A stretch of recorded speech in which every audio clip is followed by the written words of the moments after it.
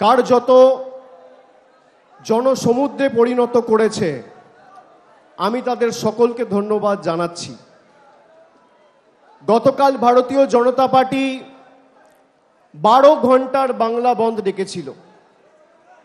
আমরা জবে থেকে 2011 সাল থেকে এই রাজ্যে ক্ষমতায় এসেছি, আমরা বারে বারে বলেছি আমরা এই বন্ধের রাজনীতির বিরুদ্ধে, এই কর্মনাশা সর্বনাশা ধর্মনাশা বন্ধের বিরুদ্ধে। বাংলাকে যারা অচল করতে চাইছে সেই রাজনীতির বিরুদ্ধে। আমি অনুরোধ করব ভারতীয় জনতা পার্টির বাংলার নেতৃত্বকে যে প্রতি 28শে আগস্ট আপনারা পারলে একটা করে বন্ধ ডাকুন। আপনাদের বন্ধকে কি করে প্রতিহত করতে হয় বাংলার মানুষ জানে। আজকের সমাবেশে যে সংখ্যায় ছাত্র যুবরা তরুণরা এই সভাস্থলে মেয়র রোডে এসে উপস্থিত হয়েছে, আমি মনে করি বিগত দিনের প্রত্যেকটা 28শে আগস্টের প্রতিষ্ঠা দিবসের কর্মসূচির রেকর্ড আজকের এই সমাবেশ ভেঙে দিয়েছে। এবং যত বাংলার বিরুদ্ধে তৃণমূলের বিরুদ্ধে কুৎসা হয়েছে, অপপ্রচার হয়েছে, চক্রান্ত হয়েছে, ষড়যন্ত্র হয়েছে, তৃণমূল কংগ্রেস তত শক্তিশালী হয়েছে। আমরা বিশুদ্ধ লোহার মতো সেই লোহাকে যত আঘাত করেছে, যত তাতিয়েছে, যত পুড়িয়েছে, যত প্রহার করেছে, সেই লোহা তত শক্তিশালী হয়েছে। একটা দুর্ভাগ্যজনক ঘটনাকে কেন্দ্র করে যেখানে সারা ভারতবর্ষের মানুষ আজকে বিচার চাইছে, সেই ঘটনাকে কেন্দ্র করে আজকে যারা রাজনীতি করছে, যারা লাশের নোংরা রাজনীতিতে নিজেদের লিপ্ত করেছে, বাংলার মানুষের কাছে তাদের মুখোশ খুলে প্রকৃত চেহারাটা উন্মোচিত হয়েছে।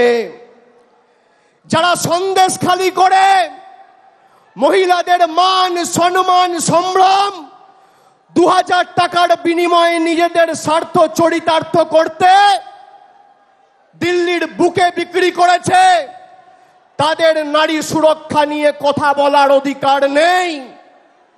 যাদের আমলে উন্নাও হয়েছে, কাঠুয়া হয়েছে, হাতরাস হয়েছে, বদলপুর হয়েছে, সেই নারী বিরোধী নারী বিদ্বেষী ভারতীয় জনতা পার্টির কাছে বাংলার মানুষকে রাজনীতি করা শিখতে হবে না। যারা মুখ্যমন্ত্রী মমতা বন্দ্যোপাধ্যায়ের পদত্যাগ দাবি করছে, আমি আপনাদের বলছি গত 10 বছরে একটা তথ্য আপনাদের দিই। গত 10 বছরে সব থেকে বেশি মহিলাদের বিরুদ্ধে ক্রাইম অর্থাৎ মহিলাদের বিরুদ্ধে অত্যাচার অন্যায়ের ঘটনা সব থেকে বেশি কোনো রাজ্যে যদি ঘটে থাকে, এনসিআরবির তথ্য অনুযায়ী সে রাজ্যের নাম হচ্ছে উত্তরপ্রদেশ। 2 নম্বর জায়গায় মধ্যপ্রদেশ, 3 নম্বর জায়গায় রাজস্থান, 4 নম্বর জায়গায় মহারাষ্ট্র। মহিলাদের বিরুদ্ধে শ্লীলতাহানি, ধর্ষণ, অন্যায়, অত্যাচারে উত্তরপ্রদেশে গত 10 বছরে 41,733টা ঘটনা ঘটেছে। মধ্যপ্রদেশে 36,144টা ঘটনা ঘটেছে। রাজস্থানে প্রায় 28,000 ঘটনা ঘটেছে। মহারাষ্ট্রে 25,000 ঘটনা ঘটেছে। উত্তরপ্রদেশের মুখ্যমন্ত্রীর নাম কি? যোগী আদিত্যনাথ, ডবল ইঞ্জিন সরকার। মধ্যপ্রদেশের মুখ্যমন্ত্রীর নাম কি? মোহনলাল যাদব, ডবল ইঞ্জিন সরকার। রাজস্থানের মুখ্যমন্ত্রীর নাম কি? ভজনলাল শর্মা, ডবল ইঞ্জিন সরকার। আর মহারাষ্ট্রের মুখ্যমন্ত্রীর নাম কি? একনাথ শিন্দে, ডবল ইঞ্জিন সরকার। ক্যামেরার সামনে অন রেকর্ড বলে যাচ্ছি, পারলে এই 4 জন মুখ্যমন্ত্রীর পদত্যাগ দাবি করবেন, তারপর মমতা বন্দ্যোপাধ্যায়ের দিকে আঙ্গুল তুলবেন। ক্ষমতা আছে, ক্ষমতা আছে। এখানে যারা বোনেরা বসে আছে, আমি তোমাদের জিজ্ঞেস করতে চাই, বলো ভারতবর্ষে ধর্ষণ বিরোধী কঠোর আইন আসা উচিত কি উচিত না? হাত তুলে বলো, উচিত কি উচিত না? ভারতবর্ষে টাইম বাউন্ড, অর্থাৎ 1 থেকে 2 মাসের মধ্যে ট্রায়াল এবং কনভিকশন শেষ করে দোষী সাব্যস্ত করার মতো কঠোর আইন ভারতবর্ষের সংসদে আসা উচিত, হ্যাঁ কি না? হাত তুলে বলুন, জোর গলায় বলুন। বিজেপির নেতাদের বলবো, যারা নবান্ন অভিযান করে মুখ্যমন্ত্রীর পদত্যাগ দাবি করছেন, সাংসদ অভিযান করে ভারতবর্ষে ধর্ষণ বিরোধী আইন আনার জন্য নরেন্দ্র মোদীর কাছে দাবি জানান। ক্ষমতা থাকলে স্বরাষ্ট্রমন্ত্রী অমিত শাহর কাছে দাবি জানান।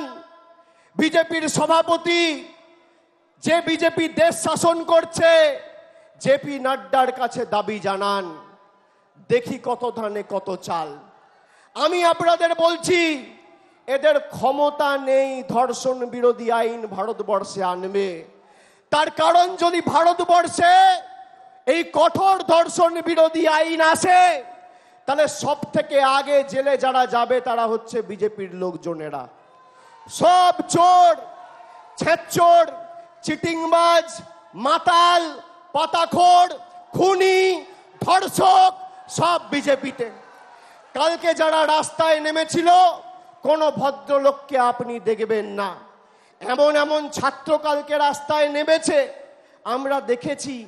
কেউ বলছে আমি বিএসসিতে সায়েন্স নিয়ে কমার্স পড়ছি, কেউ বলছে আমার 23 বছর বয়স, আমি 11-এ পড়ি। স্কুলের নাম জিজ্ঞেস করছে, বলছে ভুলে গেছি, জানি না। এই হচ্ছে বিজেপির প্রকৃত চেহারা। 14 তারিখ বাংলার মায়েরা, দিদিরা, বোনেরা মেয়েদের রাত দখলের ডাক দিয়েছিল। আমরা সেই লড়াই আন্দোলনকে সম্মান জানাই। যারা রাস্তায় নেমেছিল বা যারা বাড়িতে বসে প্রতিবাদ করেছিল, তাদের একটাই দাবি ছিল, 1, ধর্ষণ মুক্ত আগামী দিনের ভবিষ্যতের সমাজ গড়ে তোলা, এবং 2, যারা দোষী তাদের কঠোর ব্যবস্থা নিয়ে বিচার ব্যবস্থা যাতে দ্রুত বিচার সম্পূর্ণ করে প্রকৃত দোষীদের শাস্তি দেওয়ার ব্যবস্থা করে।